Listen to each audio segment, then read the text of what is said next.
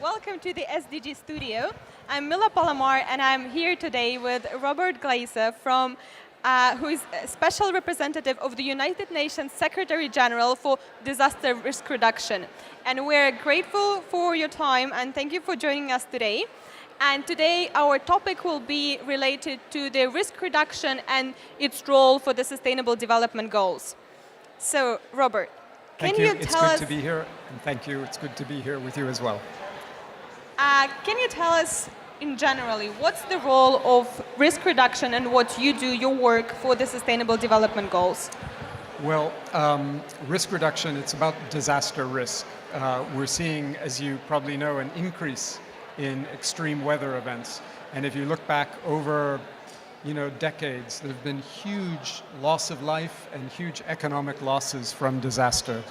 And so disaster risk reduction is basically all about what communities, local governments, private sector stakeholders, and governments can do to reduce the risk of disasters, particularly in light of climate change, which is increasing these risks. And speaking about Sustainable Development Goals, which goals would you identify as the key, as the most related to what you do?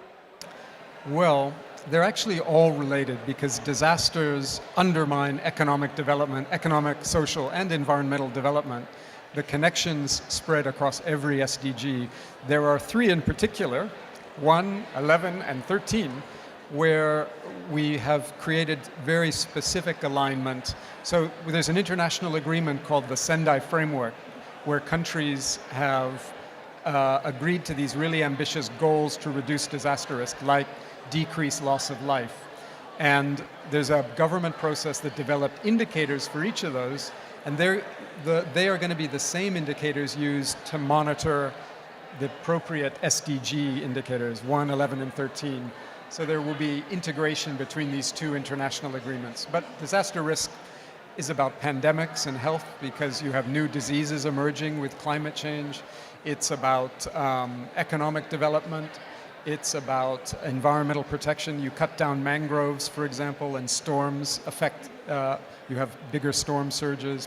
So they're connections to migration. When you have a natural disaster that affects crops, you have people moving, mass movements of people that can even contribute to conflict.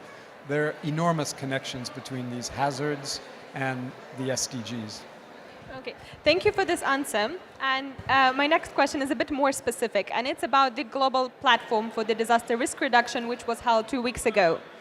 Can you reflect a bit on the outcomes of the global platform, and what are the achievements of the platform for the disaster risk reduction? So there were so many achievements. There was very important work done on early warning systems to help countries prepare for disasters and respond or hazards and prevent them from becoming disasters in effect. There was work with small island developing states. In fact, I believe every single small island developing state was at this meeting, including at quite senior levels, to discuss action that can take place.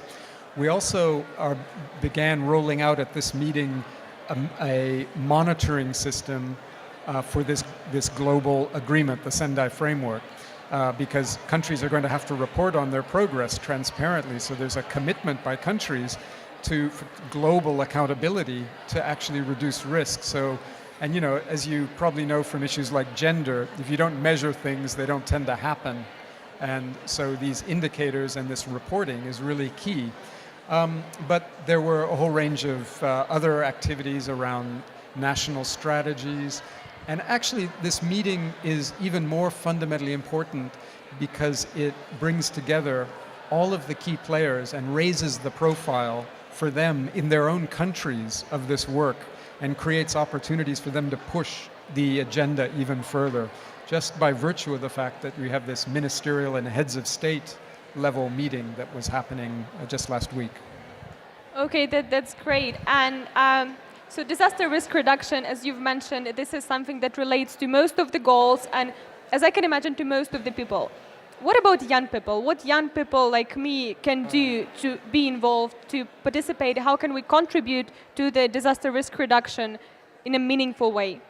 Well, you're actually already contributing, even what you're doing right now, raising the profile of this issue. So thank you for doing that.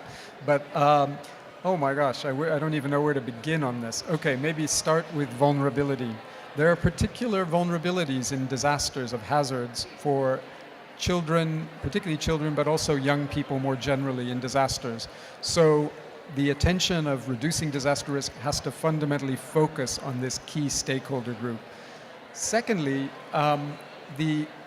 the solutions to the problems, if they're just designed by people in a national headquarters, you know, people over 40 in a national headquarters or a national government, without taking into account the particular perspectives and requirements of youth, young people, then the solutions are not going to be right. They're going to be the wrong solutions.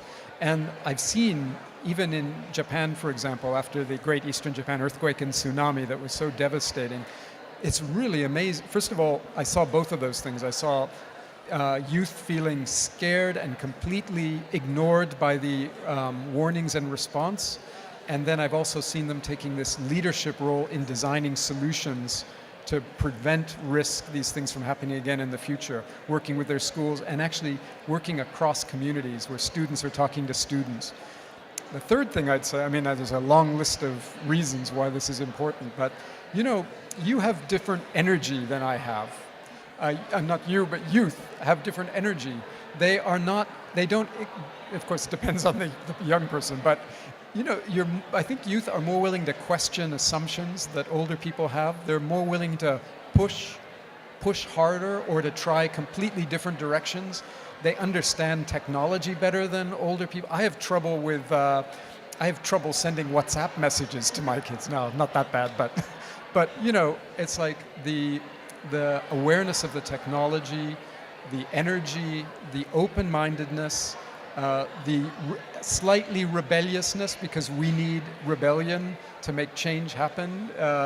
You know, we have to push hard, and there's a lot of vested interest in climate change, and without that energy, you know, there's going to be, we won't have the changes we need to happen. So, I mean, I could go on and on about why it's important for youth and to be engaged in this issue.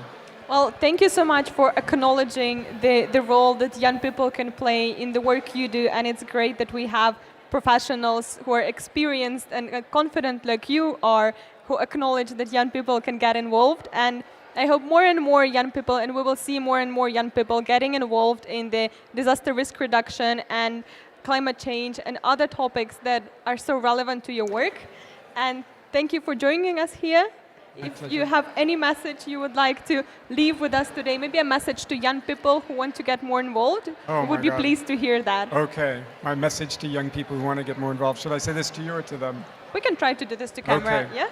So, this world is not going to change without your energy and your ideas and your commitment.